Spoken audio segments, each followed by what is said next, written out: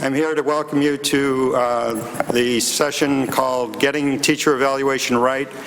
It is indeed a challenge for policymakers, and I can tell by the size of the crowd that everybody understands the scope of the challenge that policymakers are facing. This is a session that is co-sponsored by the American Education Research Association and the National Academy of Education. My name is Jack Jennings, and I'm with the Center on Education Policy, and I'll be the moderator for this session. But first, let us thank Senator Udall for giving us the room, and Ryan Deal for his administrative assistant for arranging all the administrative details of getting everything done to make this occur. Well, this issue is quite a hot issue, as you know. The critics of teacher evaluation, I think, have made a pretty good case that what we've been operating on for years is not working very well, and that it does need to be replaced with something better. The policy dilemma is trying to create something better, especially if you tie student test scores into that equation and try to use student test scores as a factor to evaluate teachers.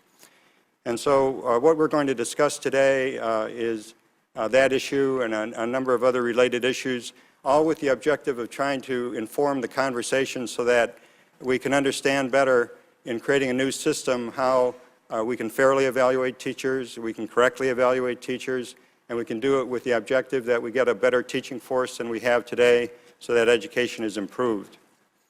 So let me tell you what we will do. We have 4 presenters, and these presenters are the cream of the crop. You're getting some of the best people, I think, in education research. And they will make short presentations. Everybody's agreed to about a 10-minute presentation so that we can have some discussion. The first presenter, and you have all the bios, I think, in your materials. So the first presenter will be Ed Hartle. Ed, as you know, is at Stanford. He heads the National Research Council's Board on Testing and Assessment and has done many other things, none of which I will get into because you have all the detail with you. Then we will follow with Jesse Rothstein, and he is at Berkeley. But the interesting part of his background, I find, is that he was a senior economist with the Council for Economic Advisors in the Executive Office of the President.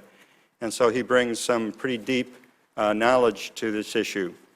The third presenter will be Audrey Beardsley, who's at Arizona State University. And she has done some work looking at teacher evaluation in practice and is going to be able to help us understand a little better exactly what's happening as the nation tries to deal with creating a better system. The last presenter will be Linda Darling-Hammond, and Linda is one of these people who does not deserve or does not need an introduction. I think this is the last time I'll be a moderator. Linda, in fact, is a professor at Stanford. She has such a long background.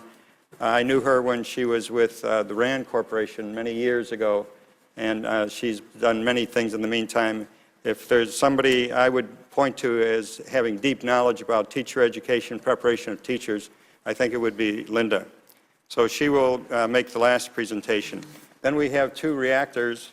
The first reactor is Bethany Little, who is a senior Chief Education Counsel to the majority, to Senator Harkin, and she has a distinguished background.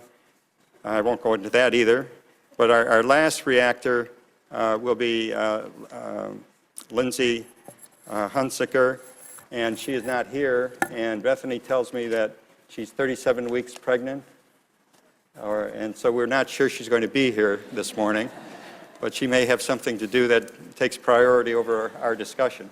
So let us start with Ed, and then we'll go to our presenters, our respondents, and then have a general discussion.